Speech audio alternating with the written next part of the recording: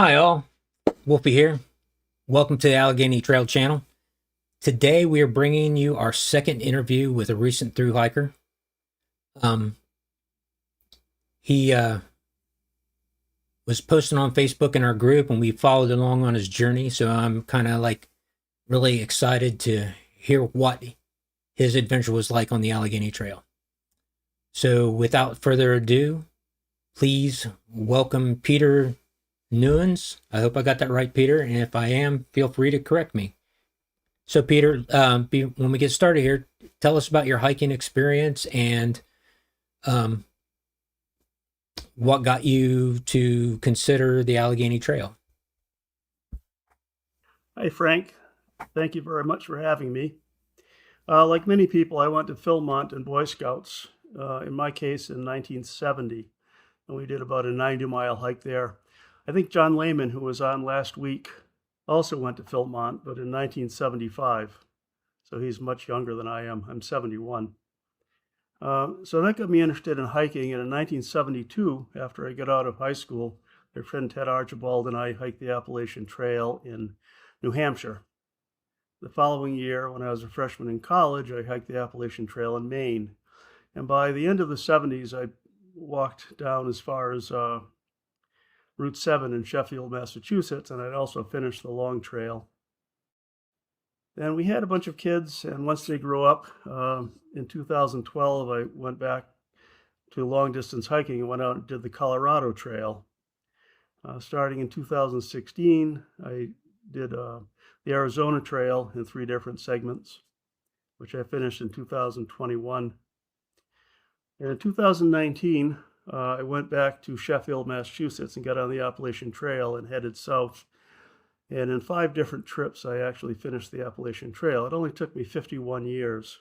So I think that may be the slowest known time, but the ATC claims they don't have an award for that. But that was my hope. I've also done shorter trails like the Northville Placid Trail in the Adirondacks. One of my favorite trails is the Washita Trail, which goes from through the Washita National Forest from Little Rock, Arkansas, over into eastern Oklahoma. It's like a miniature Appalachian Trail. A lot of climbs, but they're not nearly as long as the ones on the Appalachian Trail or the Allegheny Trail for that matter. But also towns along the way. So that's sort of the.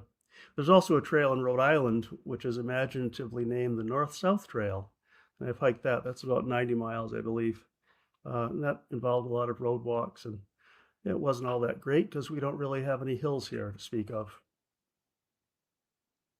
I was also a scout leader for many years and would lead and participate in hiking trips with our troop here in South Kingstown, Rhode Island, which I enjoyed, but it's much different than hiking alone, obviously. Hiking with a passel of boys. So what got you to consider the Allegheny Trail? I mean, what made you want to do our trail here in West Virginia? I'm always looking. I like to go on hikes for about a month at a time. So that's about 300 miles for me, approximately. So I'm always looking for trails. Another one I might do is the Sheltowee Trace in Kentucky. And of course, there's the Pinhoti Trail in Alabama and Georgia. So I'm looking towards those next. But when I was on the Appalachian Trail, I remember distinctly seeing the Allegheny Trail sign and that kind of. I think I was aware of it prior to that, but hadn't really given it any thought. So when I got back home, I looked into it a little bit and thought that might be a good one to put on my list of future hikes. And so, on September 9th, there I was. I flew into Morgantown, and our friend Mr. John Hinman drove me to the trailhead the next day. So that was a nice way to get started. Yeah, so let's go like that first week or two. Like, what was your day like, and what were you thinking about the trail at that point in time? At the beginning, Yeah, at the beginning. well, I anticipated road walks, and there were road walks, and that's just how it is. So I've some of the western trails have fairly long road walks. I was out on the Continental Divide Trail. I started at the Mexican border in April, and it was just confronted with several road walks immediately, which I did not like. And I actually got to a road walk into Silver City, New Mexico, and I hitchhiked in and called the trip because of that. but I sort of anticipated it in. I don't mind it in the east so much because there are deciduous trees. It's cooler and more pleasant. The traffic tends to be a little bit less also. So that's what I anticipated, and that's what I found. And then when I got down to the Cheat River section along the old railroad grade, I enjoyed that very much, except that it was fairly overgrown. But I really liked that whole environment. There are little seeps and small streams coming down off the hillside on my left because I was southbound, obviously. Um, so that was an enjoyable section. Then when I got to Albright, I had developed some nice calluses on my feet from the CDT, and I also developed two little blisters, one in each foot, underneath those calluses that I couldn't really pop. So I hitched, which is and there's a wonderful motel there called the Appalachian Hotel. It's only 5 years old, and it was inexpensive, so I spent a 0 day there, um, and then got back out with the same guy. That the fellow that picked me up turns out to be an Uber driver named Steve Smith, very nice guy. So I called him, and he drove me back to the trail that next day. So So, so did you do once you got back onto the trail? Did you do Peddler's Glory? did I what? Peddler's Glory. That's where the trail actually follows an old roadbed that's become a creek. Did you do that Oh God, section? yes, yeah. And there were ATVs there, and I was thinking, do they not have any environmental laws here regarding watercourses? It was remarkable. It's a little trout stream basically in the lower parts of it, and the trail goes right up it. And there was water in it, which made it nice. You were hiking Um, in a drought though, too, right? It was. yeah, I imagine in the spring it must be really something. But yeah, that was interesting to see blazes right in the middle of a stream bed on trees and rocks. Yeah, I So hiked that section of trail last year during Hurricane Helene, and we were getting bands of rain. It wasn't no flash flooding or anything, but it was up. It was definitely interesting. Um, yeah, so you come out of there and you do that long road walk around West Virginia Route 7, and yes, then yeah, yeah, so with very nicely kept properties along there. Very little, very narrow shoulder or no shoulder in places. So I did a lot of hopping off to the side. But yeah, that was okay. And then you got back onto something that was a little less highway like after that. So yeah, and then you actually hit some back old forest roads that hardly any traffic are on whatsoever. yeah, yeah, very nice. Yeah, yeah. I don't know why, but when I was young, I really despised road walks. But now that I'm older, I find them easier. So maybe that's why I don't mind them. I'm not Yeah, sure. you definitely It's make just more miles, it's right? a well, it's a way to get some mileage behind you without as much effort as hopping from rock to rock and slipping on roots. So I suppose that's as I've gotten older and lazier, maybe that's why I don't seem to mind it as much as I did. All four young people that I met early on at, well, just before that, I guess, or just after that, is the trout farm. They were really not enjoying the road walks at all because they were thinking this was going to be a trail. But had done quite a lot of reading about it ahead of time, and I realized that that's just the nature of this trail. It has some unfinished sections for various reasons, and I think younger hikers often don't really understand that there are all sorts of uh, things that push trails onto roads, private ownership, uncooperative forest districts, and so forth. So I didn't really mind that. So see, what was the? I was going to ask you a question, and it totally slipped my mind. You think I'd be a better host and be better prepared, but so you met those hikers, but you know, right about then you have a little bit more road walk, but then you start to enter some forest and some backcountry roads, and you see windmills and different things. Did you stay at or go up the Olson Fire Tower when you got there? Oh yes, absolutely. Yeah, I one reason this hike took me so long. I think when did I tell you? I started on the 9th of September and I finished on my wife's birthday, which is the 14th of October. And I took, I think, 10 days off, maybe even 11. And as I've gotten older, I really enjoy town days, not only because I recover physically and mentally and have some actual food, but I love to meet people in towns, look at architecture and buildings in towns, and I go to libraries, and I just really enjoy town days much more than when I was young. I was very anxious to just go hiking every day. And John Lehman is still the same way. I think he's 64 or 65. And I think he took only one day off, which I can't really imagine these days. And he became pretty worn out as a result. After a town day, I'm often pretty fresh for 2 or 3 or 4 days, and then I really need another town day. So So what towns did you stay in? I made a list. Oh, Uh, well, Kingwood, at that great hotel, and across the street was a Walmart and a Taco Bell and a Subway. So yeah. what could be better? Then I went to Rollsburg, and that was absolutely fantastic. There's a place there called the River House Lodge, run by uh, Tim Weaver and his wife, whose name I don't remember, unfortunately. Really nice people. Great little room, and I spent a 0 day there and wandered around. It's beautiful too. It is beautiful. Yeah, there are a couple of restaurants there, and a little.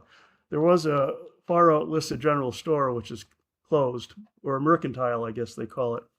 But there is a general store that Tim could have driven me to, maybe a mile away. And of course, and then I went to Davis after having lunch in what's the little town just north of Davis that I love? Thomas. Thomas, yeah. So that I really like that whole stretch. Again, you're on what's now a bike path, but it was previously a railroad right of way. So there was some pretty quick walking through there, and a water treatment plant, which I always get excited about. John Lehman used to be a water treatment specialist, so I talked to him about that later. And then I spent a day in Davis at the what is the name of that? Oh, the Alpine Lodge, which is kind of stuck in 1962, but it was extremely clean. The line was $1. It was just a nice, and there are very nice restaurants in Davis, so I had a great time there. Yeah, and then after that, suddenly I was in the woods and on trails through uh, what is it called? Blackwater Black, Falls. yeah, just great. And I actually went over to Blackwater Falls and viewed it. That was nice. So that whole stretch I liked very much. And there was a shelter in there where I had lunch. I just walked in. I always go into shelters, even if they're a little bit off the trail. You're talking I about the guess it one would with the be, stream right in front of it? no, there's a boardwalk into it and a boardwalk out of it. Yeah, I that's don't, Canaan Valley Shelter. Yeah. yeah, yeah. Was there a stream there? Yes, sir. There should be one just right in front of the shelter. You wouldn't have to try very hard to throw a rock to hit the stream. No, But it's a drought, so who it might knows? have been dry. Yeah, yeah. And then from Davis, I walked all the way to the Laurel River Club in Jenningstown. That was about a 17-mile day plus. And you Did guys were you? having a meeting there. You were having a meeting there, I think, that day. Oh, A oh, fundraiser. right. So did you met Nicole there? Did you meet No, I Nicole? didn't. Everybody by the time I got there, everyone had left. I got there Oh, at about 8 o'clock at night. So, but they had a room for me too, which was good. I was surprised. And then yeah. from That there, we have a great relationship with the LRC B&B, and they treat our hikers well when we come through. yeah, Waybright, I think is their name, the family name of the people that Yeah, run it. Marcia, and yeah, Marcia. Yeah. yeah. And then I went to Durban, and I stayed at Station Two above the restaurant. They have about 6 or 8 rooms there, and that was also So surprisingly good. let's back up a section there. So how did how did you like your hike through Blackwater and Canaan down to LRC B&B before we go to more towns there?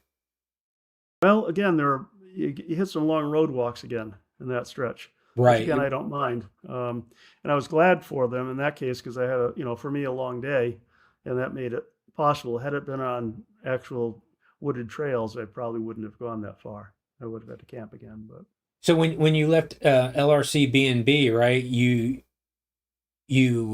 then hit back in the forest, right? You were hiking, we call it Knife's Edge, along the canyon there, yes, it and was beautiful. Yeah, and then all the way gorgeous. to Durban's pretty much back country. except for a Yeah, little and I piece. did. I stayed at several shelters, including Glady Branch, and I think that's when I think I went to Glady Branch that day after I left LRB.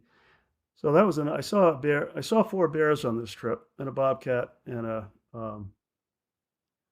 coyote, very close up. Like five, it was napping maybe 5 feet from the trail and jumped up and stared at me, then ran away. So I love wildlife sightings like that. When you hike alone, you often see more things like bears than you do, if you're hiking with somebody and blabbing away all day, which is what I tend to do if I'm hiking with someone else.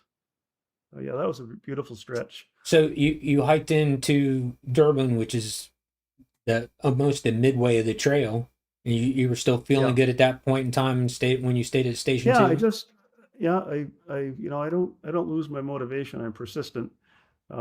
And I don't mind taking days off, and I can afford to go to motels now, which I couldn't when I was young.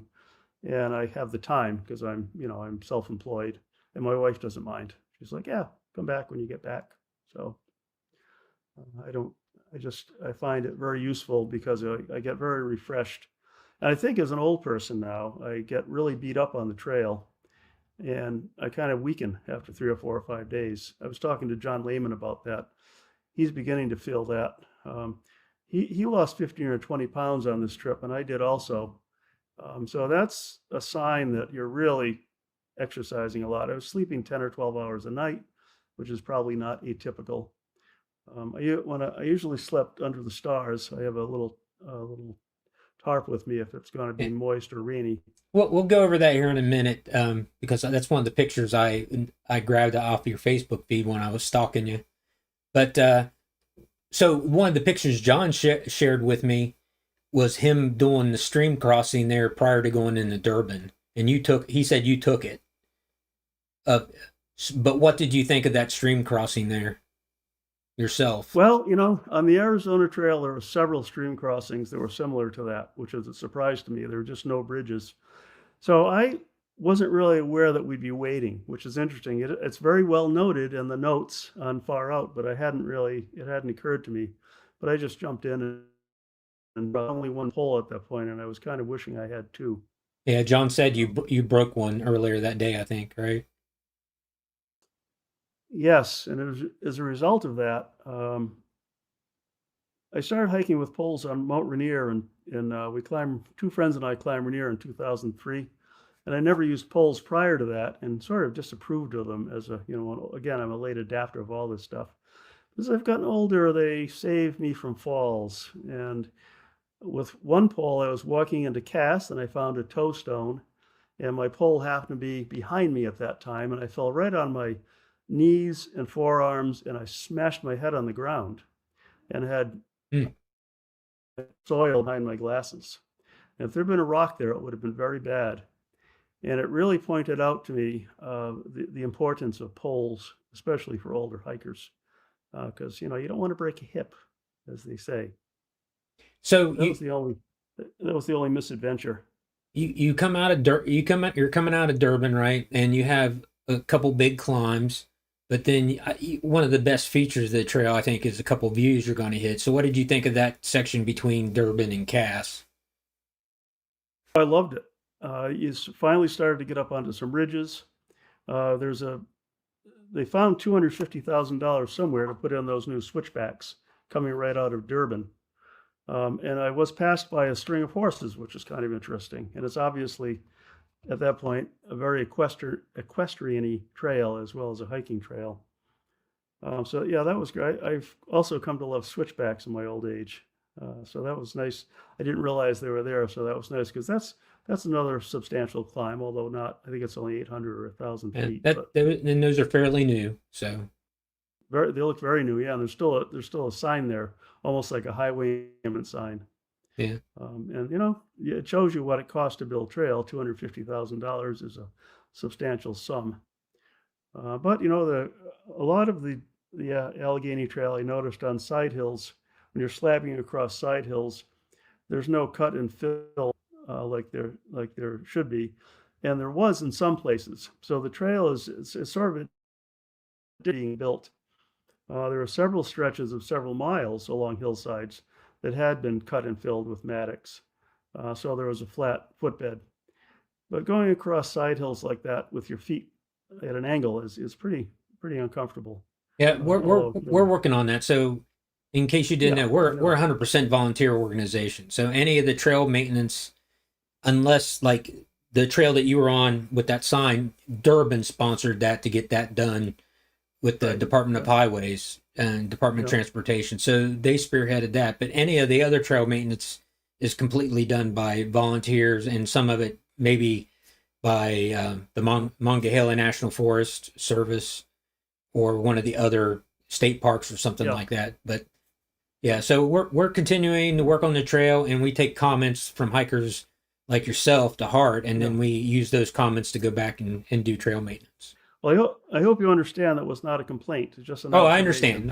I want to point it Yeah. out to other people that are considering hiking, Yeah. listening to this, and But considering hiking the trail. yeah, I worked for the Green Mountain Club in 1980 as a ranger naturalist up on Camel Sump along the Long Trail, and we worked with volunteers, and I understand the difficulty of 300 miles plus of trail with blowdowns and brushing, and without a huge core group of volunteers, it's very difficult. So I was not complaining, just observing that was it just makes it a little more difficult.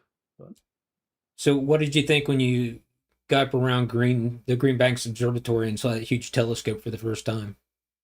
again, fantastic stretches of trail. I loved every day there seemed to be a 1,400 or 2,000 foot climb, and then you'd be up on a ridge going up and down with 60 to 200 foot climbs all day, and I just love that those areas, open woods, fairly mature woods, um, and a lot of wildlife, deer up there every day. And I saw up on one of those ridges near Greenbank, I saw uh, two cubs, or I'm sure they weren't yearlings; they were pretty young bears, a pair of them running together and kind of biting each other and just having a blast. And that was just a great high point.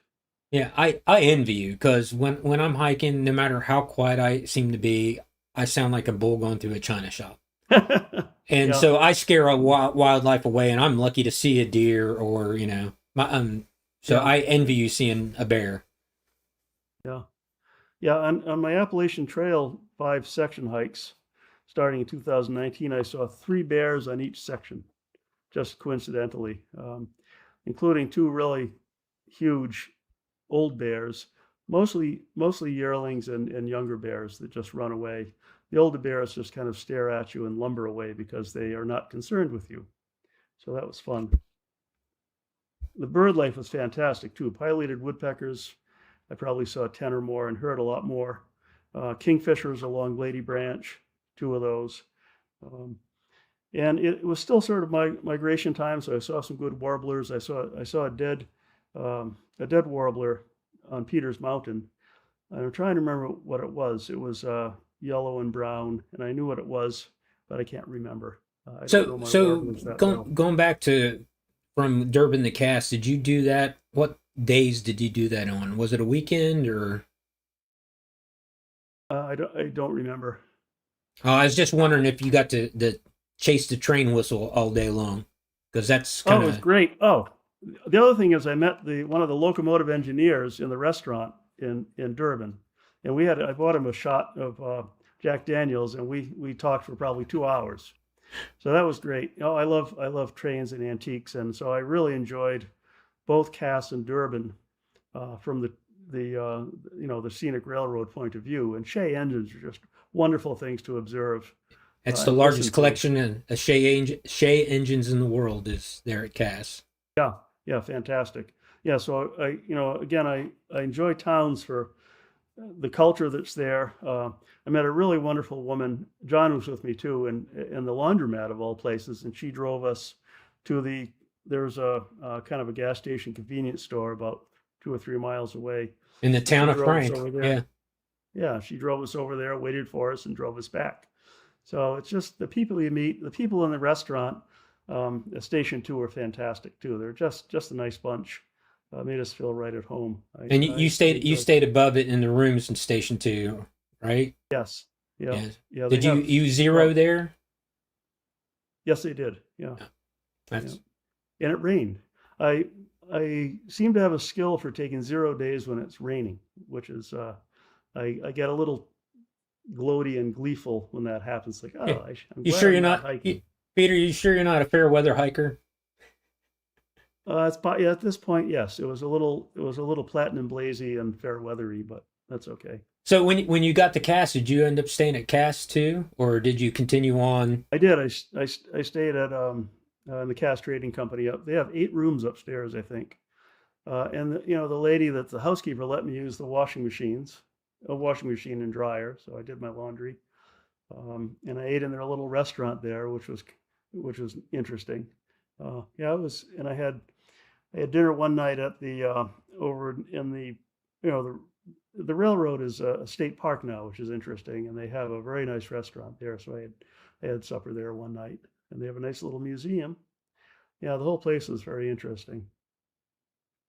So you left there, and then you go down the Greenbrier River Trail. We share the Yeah. footpath and the bike path there, and then you head up, and then there's a pipe spring there along the road, and then you go up. I consider it a godforsaken hill. It's probably the worst climb I ever had. That's not Yeah. trail, right? Um, I have to get psyched up for climbs like that because I knew it was going to be sort of miserable. It was a nice cool day. It was a little cloudy, so it wasn't bad from that point of view. In the northern stretches of the trail, it was extremely hot and humid, and I was just drenched in sweat all day. By the time we got to Cass, it had cooled off considerably, so that wasn't so bad. And once you get up on that ridge, it was gorgeous. There were 2 state forest shelters up there, and then one was built by the CCC. Uh, CCC. Yeah, yeah, yeah, yeah. The it's Seneca open on Seneca three Forest. sides. Yeah, Right. Yeah, I sat there and had a break. That was great. Beautiful view because there's been a recent logging disaster just off, so that now there's a view, which I guess is an unintended consequence, but a nice one. And then there were some pretty nice forest roads to walk on. You go by another fire tower that you can actually rent. It's run by the state forest. I yeah. can't remember the That's name of that one. I think that's the Thorny Fire Tower, and That's it's part correct. of Yeah. the Seneca State Yeah. Forest, and they do rent that. And there's actually a lottery on January 1st that you've got to get in Oh yeah. order to be Yeah. able to rent that. Yeah. So it's Well, always that was booked neat. up. Yeah. I went up as far as I could on that one too. Don't tell anyone. I'm Um, sure they wouldn't mind, but no. that, And then there was a very interesting little a shelter that's not for staying in, but just for visiting. A little log 3-sided shelter just after that. Um, and there were and the logbook in it went back to 2009, which I found very hmm, interesting. I didn't know So I, that I either. like to read through. I like to read through old logbooks, and oh, there's a fellow that was very active with your organization, and I can't remember his name, but he had found his 2009 entry when he first hiked the trail.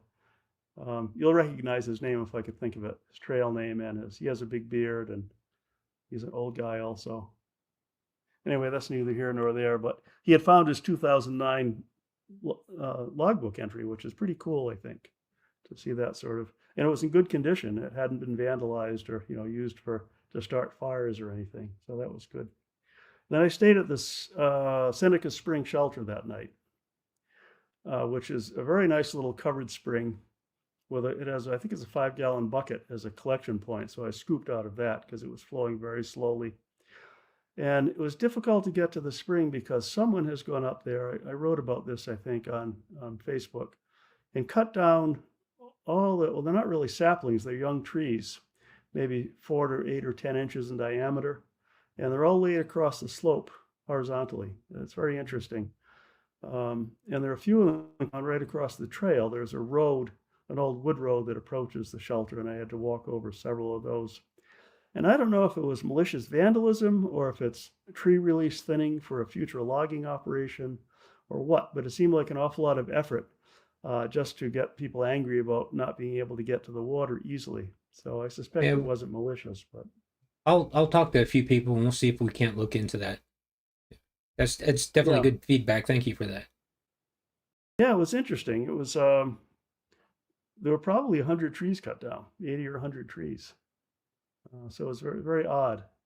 but I And, got to the water okay. I think it's still in the Seneca State Forest, so maybe it was something to do with them. Possibly, yeah, yeah, yeah. And the water was very good there, but it was very, very slow. I couldn't, it would have taken a long time to fill up a Yeah, container it's been from the very drip. dry up until Yeah, recently. yeah, So yeah. And so several people had written that there's a piece of slate or of stone of some sort that covers that collection bucket. And when I got there, it was uncovered, and several other people had also mentioned that. And I wonder if a bear is getting into it or something, and it's not just people leaving the cover off. I wondered, but anyway, that was an interesting spot. I really like, and I built a fire in the fireplace that night, and there were two bats that I unfortunately disturbed, and just little brown myotis, and they flew around the shelter for a minute, and then flew away. It was dusk anyway, so they were probably getting ready to get up and go on a trip. So so from there you actually hiked into Marlington, right? hiked what? You went into Marlington with the I trail doesn't did. actually I go to did. Marlington, but you went into Marlington. Did you stay there Yeah, also? yeah. I had a new set of poles mailed to Route 39 stop, and they were the nicest people. And our buddy John introduced me to pepperoni rolls, which I'd never heard of. Apparently, they're indigenous or endemic, I guess is a better word, to West Virginia.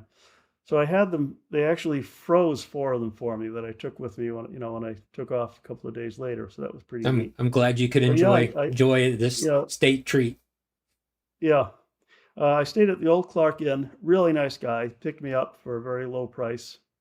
Shuttled me into town, and I stayed there for 2 nights and one day. Took a 0 day there, and again, I had a wonderful time. There's also there's a rail trail there also. There's an old train station there.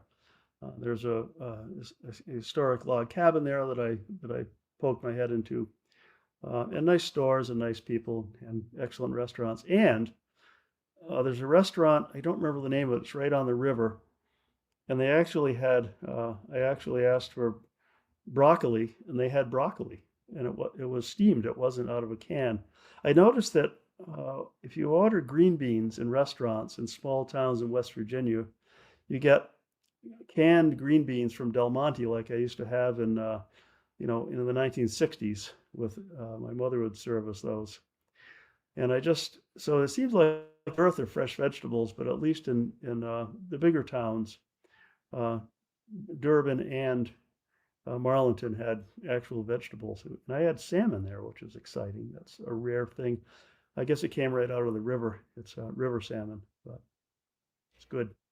So you got back on trail and you got up to where the ALT log sign is, right? And Correct. and then what did you go on from there all the way to Watauga State Park at that point in time? I did. That's where I met Liz and Stuart. I had been communicating with them on Facebook, and they had a campsite there, so I stayed there that night, had a shower, did my laundry. So that was nice also. Yeah, the And state parks are a great advantage also. I also stayed at the one further north up just before Peters Mountain. Uh, it's kind of off the trail, but there's a Monocove, loop road that goes out to it. Monocove That's State correct. Park Yeah, with Moncove the State lake. Park. It's Yeah, a Moncove really Lake. small Yeah, state park, but yeah. It is. Yeah, but they had a shower, and I was yeah. able to set up my tarp there. It poured all night there, but only at night, not during the day, so I didn't get wet. That was nice. So so it was I was Liz and Stewart. They had to call their hike short because she got injured, and they She hit promised her to come knee. back. Yeah.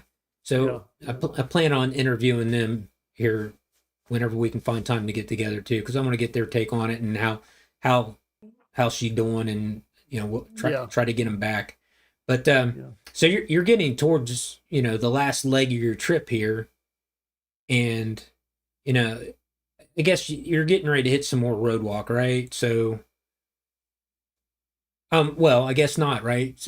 You got the Laurel Creek and a bunch of other stuff. So just kind of fill us in on the leg of the journey from there on. Well, I left the state park, and I got to Route 92, which leads into White Sulphur Springs, and there was a lady from North Carolina lying in the sun on a big piece of plastic house insulation, which I thought was a little odd. And she had a brand new Chevrolet. So I'm sure you know what yogiing is. Yes, yes. Yogiing is when, yeah. So I struck One up a my conversation with her, and yeah. And I finally eventually offered her $20 to drive me into White Sulphur Springs because this is another example of being out for just 3 days, I think, from town and feeling really beat up, sort of. well, And you I had a really, huge. It's a huge climb coming out of Watoga. You go up to Continental Divide there, the Eastern Continental Divide, and then through that yeah, area. That's a rough hike, and then you come to the Graham Shelter, which has a great view too. yeah. And Graham then Shelter? yeah, that's the Graham, one. That's the so only one that Graham, has an outhouse. well, that's after Route 92, though, if you're headed south, Oh, right? okay, yeah, okay, sorry, yeah. Yeah. Yeah, I didn't mind that. I just presumed there was going to be a 2,000-foot climb every day, and there was. And it's a lot like the trails on the west and the AT. I mean, I had a day on the AT where I had 6,000 feet of elevation gain in one day coming up from the James River heading south. So I just kind of plug along, and I slow way down.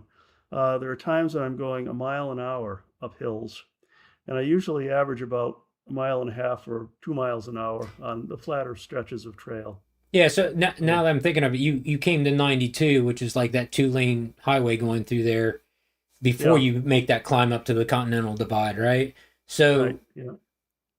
so she, it surprised me that I've always seen a lot of cars at that trailhead. It surprised me that there was somebody there kind of sunbathing or doing Well, whatever she was doing. you But have no idea how surprised I was, and that is not a good place to hitchhike. The no, road's on a curve. It's very narrow. There's no place to pull over. So I just I found an opportunity and I availed myself of it to take another 0 day. And that I went to uh, the Schoolhouse Hotel, which is absolutely fantastic. It was inexpensive.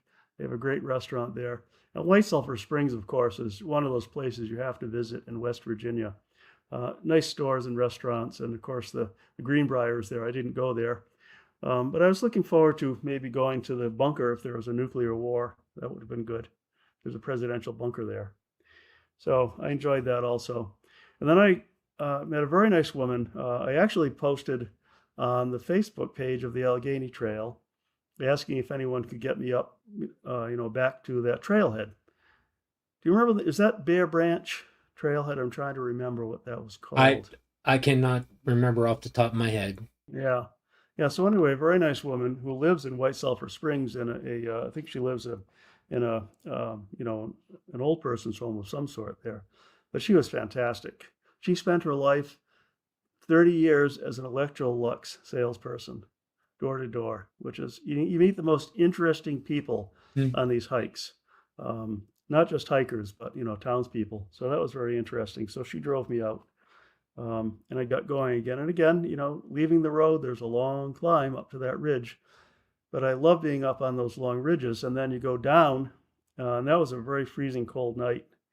I cowboy camped, and my sleeping bag got pretty wet that night from dew. It's right along a stream. And the stream had quite a lot of water in it, which is interesting. That was Laurel Branch, I think, Laurel Branch Trailhead. Yeah, I went up, Liz is watching, and she just put in the chat that you're right. That is Bear Branch Trailhead. So yeah, I do have some memory left, not much, but you know, so anyway, so yeah, then I ended up back in White Sulphur Springs after a long road walk, which again I didn't mind. There were old trucks to look at, a really wonderful dog. There's a man named Mr. Lynch who owns a giant farm there, and I think he's the guy that owns a construction company that's along Route 92 with lots of equipment, but a very well kept sort of gentleman's farm. He had a huge field that he was mowing. It had to be 10 or 12 acres. He doesn't so keep it in hay. It's just so just grass. did you just kind of wave him down and strike up a conversation, or He was mowing, and then by the time I got to his house, he had pulled the tractor into his driveway, and he came over to say hello with his.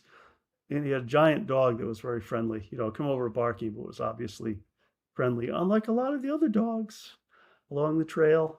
I mentioned on Facebook that on these road walks, I put one of my poles in my pack, and the other one I just collapse and carry along as a cudgel, just in case I had to whack a dog on the head. There were some really intimidating looking dogs, and I love dogs and didn't really have any problem with them. But boy, that dog Pepper going into Cass would, he would nip you in the back of your legs if you turned your back. Yes, I had a run in. I had a run in with Yeah, that dog recently. yeah, So just great. And the poor woman that owns it came out, and she was beside herself.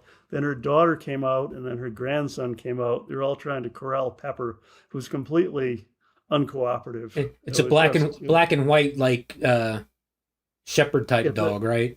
it's an Australian Shepherd, yeah, Yeah. and it's apparently a little nuts, like some dogs get, and is in need of medication, I think, mental health medication, because it's Yes, just yes. an irrational dog. And apparently it's nipped a little boy a few times, which isn't good. You shouldn't be having dogs in the house if the dog bites your children. But anyway, they're very nice people, and I'm sure that Pepper's a very nice doggy, but I didn't acquainted. I did finally escape, so that So was interesting. But I'd been warned by somebody um, about Pepper, maybe John, I'm not sure. No, John was behind me at that point. I don't remember who. Maybe somebody had posted about Pepper on the. Oh, I know, on Far Out. There's a note regarding Pepper. You'll get yeah, to meet Pepper, and Pepper will try to kill you or something like that. So, yeah, I didn't find her to be that bad. She was definitely yappy and noisy and would come out to tell you this is her area. But yeah, yeah, I could yeah, see why if you're skittish around dogs or just even if you give her an inch, I'm sure she would take it. yeah. Well, I asked the daughter, who was probably in her 40s, if Pepper bites, and she says, "Oh yes, if she can get at you, she'll bite you in the leg or the ankle." It's like, "Oh, good. I won't turn my back then." So I did So a lot of backwards that's walking. up as you're almost a cast, right? As you're coming out of the woods, you go the Yeah, the yeah. forest road goes by their Right, property. right, So right through their yard. Yeah, yeah. yeah. So the dog, as I said on Facebook, the dog is just being a farm dog. That's what they do. So, but the biting part would not be good. I also saw a bobcat on the road right into Cass just before I tripped and fell. So Hmm. that was. I rarely see we have bobcats of our rental properties, and there are bobcats in downtown Wakefield, Rhode Island now that a friend of mine sees about once a week. There's a river that runs through town, and we live in a university community that's highly developed, and you hardly ever saw bobcats in Rhode Island, but they're back. They've made a big comeback. But I've only seen one in all my 55 years of hiking, and that was up on the Long Trail many years ago. So I was very surprised to see catch a glimpse of a bobcat along the Allegheny Trail. So that was wildlife sightings are always a high point for me on these long hikes. Makes it very interesting and kind of uplifting. Yeah, they're discussing pepper in the chat now. Yeah. So I'd like to thank. I get see in the chat we've got John's in the chat. We've got Liz is in the chat too, and then Jarrett's in the chat too. So all three of them were recent hikers on the Allegheny Oh, that's Trail. very nice. Yeah. The elderly contingent on the trail. Well, Jarrett's younger than me, so yeah. Yeah. But Yeah. so you've come to the part where you're actually going to hike through White Sulphur Springs and come out that way. Um, you're and then you have a bit of a road walk, right? And then Yeah. you have a kind of a unique restaurant, or I wouldn't say restaurant, a deli opportunity there in that one little town. Um, but then you're approaching Hanging Rock, right? So as you finish that, it's kind of a treat to finish that road walk up the mountain and then get to Hanging Rock. So, what did you think of Hanging Rock there? Well, Hanging Rock's actually quite a way past that because you go out of, is it called Huntsville, Hunt something? Country town? Huntersville is right as the 39 stop or where you picked Yeah, up right. your yeah. Oh, I see. Yeah. So where did you say I was leaving from now? So you went through Watoga, you've done your big climb, and you come to the Graham shelter, and then you come back down, and then you begin that really road walk on the 2-lane Oh, highway there with yeah, 55 and going into yeah, White Sulphur Springs. right, yeah. And that I also really enjoyed the walk out of White Sulphur Springs. Um, a few more dogs, but not so many, and wonderful views and incredible geology. You know, opposite there's a pond up there, and if you look, there's a highway cut on the left, and I posted pictures on Facebook. But you can actually see that it was, you know, it's an upheaved uh, sedimentary rock section, and you can see that it was seafloor. You can see all the dimpling of the, you know, the waves on the seafloor. So that was pretty interesting. A lot of interesting geology along the trail where there are roads, which you don't see up high because it's eroded and not fresh like that. So that was kind of neat. And then there's a little you go under a railroad track and a tunnel, which I thought was kind of neat. There's a river along there, and some beautifully kept small farms. You know, very well maintained houses and properties, and I just enjoyed Yeah, that. and you see Uh, some dilapidated, abandoned houses yeah, along some that way really, too. yeah. The interesting, several times I saw, you know, there's a syndrome where people live in a trailer and the trailer rots away, and then they buy a smaller trailer and that rots away, and now they're living in an RV. So there is some real rural poverty, as you see anywhere, even in rural Maine. But it was interesting to observe that in the contrast with the extremely well kept places that were adjacent. Yeah. So it was very interesting from that point of view. I like that, and some very rundown, very old houses. You know, probably from the late 19th, early 20th centuries that have been abandoned for years and years. That was kind of interesting. And there are also interesting vehicles in people's yards. There was a 1948 Hudson Hornet that I saw in a yard as I was coming out of White Sulphur Springs. That fellow, Mr. Lynch, had a beautiful cab over 1952 Ford dual wheel truck. So a lot of nice antique vehicles along there too, which made it interesting to me. So we'll bring it down to your thing. I'm gonna change gears. I'm gonna go to some pictures I got of you. So this is you, I guess, when you got dropped off on day one, right? So Correct. you're about to start to hike. Just curious what was going through your mind right then. Oh, I don't know. I was happy to be out on a trail again. I try to do this twice a year for about a month, so it's not unusual or novel, but I always look forward to it, and I was happy to actually, you know, after a day of travel, it's always nice to actually get your feet on a road in this case. But again, interesting landscapes and old churches and so forth. So this is your sleeping setup, right? Yes. Yep. Yeah. So what makes you use a tarp and go that route? I, I like, I've thought about that, but I still like the comfort of the tent to spread my stuff out in. You know, on Western trails, I've always used a lightweight one-person tent. But as I've gotten older, I've had to make my pack lighter and lighter and lighter. And you know, I was down when I got into, I was somewhere. Oh, when I got off the trail at Pearisburg, I stayed at um, Angel's Rest Hostel, and they had a scale there. And I found that I'd lost about 18 or 19 pounds, but my pack was down to 11.9 pounds with no food or water in it. So I like to keep my pack weight with water and food under 20 pounds and preferably around 16 or 17 pounds. And one way to do that is with this is a Z-Pax tarp that only weighs about 6 or 7 ounces. So it's a And it does Dyneema. give me, if I set it up correctly, which I usually do, it does actually protect me from rain. Um, and again, with the frequent town stops that I have on this trail and on the AT also, if my sleeping bag were to get damp, I know that there's going to be a dryer in my future, not too far off. So I don't really worry about it very much. Yeah. So we'll go probably cut premature. Let's go to the next one here. So I know what you're circling there is the miss. You said when we were talking that one of your pet peeves is misspelled words. So I kind of see you circling that on the sign there. Yeah, yeah.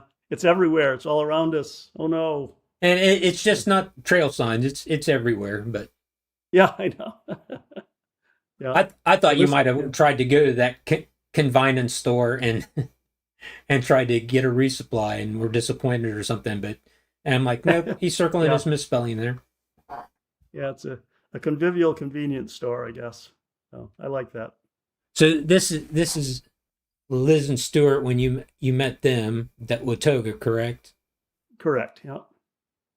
Yeah. I'm glad you. I look so happy, don't Yeah, you all do. I? Yeah.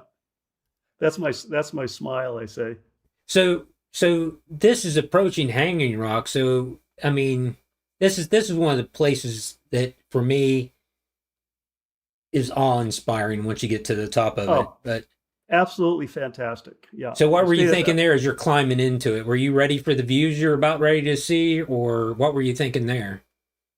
Yeah, I was very much looking forward to it. I told you I think that I was the first person to stay in the new Five Lick shelter, and I met three volunteers there, Maya, Jeff, and unfortunately, I cannot remember the older guy's name. I apologize for that, but just the nicest people. And they told me about Hanging Rock and that I should certainly go check it out, which I did. So I've been looking forward to that. So it was very nice to get. It was sort of I knew it was going to be the last night on trail, so I was anxious to get off at this point. So I was just very happy to get there. And I'll tell you that you mentioned a previous the gravel road walk up from Cass uphill that you hated. I did not like the paved road walk up to the Hanging Rock Observatory parking lot. That was just painful. Yeah, And it's I, a no, very and very it steep. was, yeah, very steep, and I was very tempted to hitchhike, which I resisted the temptation. I kind of refused to do that, but it was just I was just not in the mood, I guess. But it was really I was so relieved to get to the parking lot. It was great. So that So brings us to the next picture, and that is a beautiful picture in my opinion. You took a great picture there, yeah, and that was a there it's out at I, the end there. I was a couple there, kind of snuggled together, watching the sunset. Right?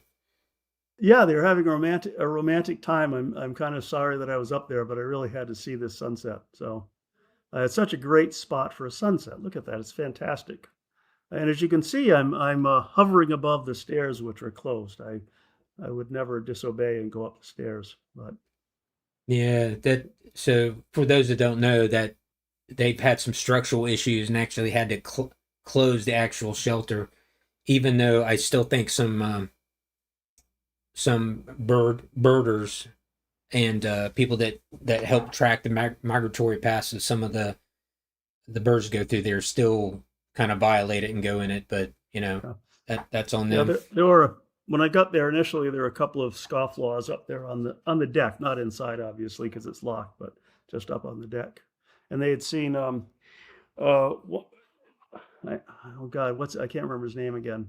O'Brien had been up there, and they'd seen two golden eagles earlier in the day, and that's sort of a wonderful thing to see along any ridge like that during migration time. Golden eagles are so huge and fantastic. So it is quite the spot for birders. Our son is a kind of an ornithologist and a wildlife biologist for the city of Boulder, Colorado, and he knew all about this place. When I mentioned it to him, he got all excited. Oh, that's great. So yeah, it's quite a and Peters Mountain in general is just a fantastic spot. Of course, the only time I'd been there previously was along the Appalachian Trail at the far southern end of it, but uh, just a great ridge walk, nice trail. Most of it has an actually established trail on it, which is very nice, and some wood roads, which were quick going, and a couple of little private inholdings, which I thought were Yeah, interesting with fantastic views. you Yeah. you do go by some cabins there that you kind of shocked to see in the woods that have beautiful views too. So you got to this sign, right? And Yes. so right at this point you got 11 miles to go, right? What was going through your mind at this point?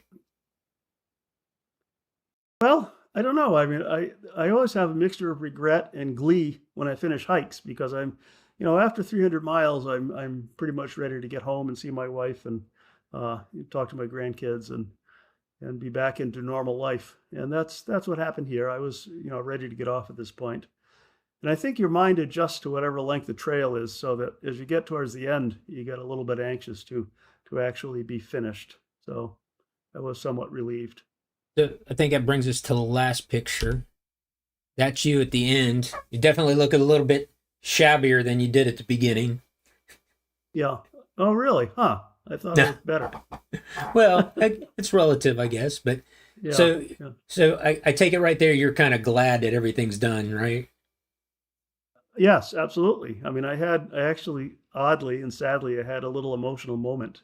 I got a little verklempt, which is interesting because, I like to complete things. And I don't really care how long it takes me. As I said, it took 51 years to complete the AT, but I still had a wonderful sense of accomplishment. And I think all hikers have that, when they finish a trail, whether it's 10 miles long or 300 miles long.